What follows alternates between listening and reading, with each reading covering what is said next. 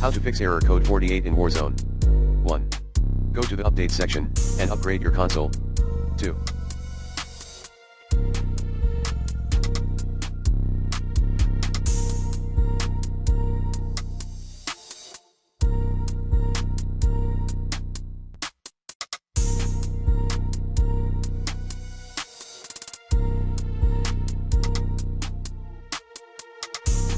Check and improve your internet connection for your PS4 or PS5.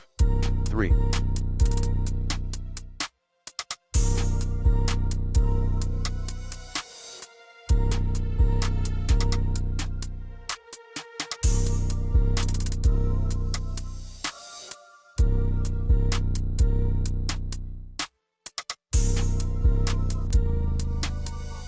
Uninstall, reinstall and update the Call of Duty Warzone app for.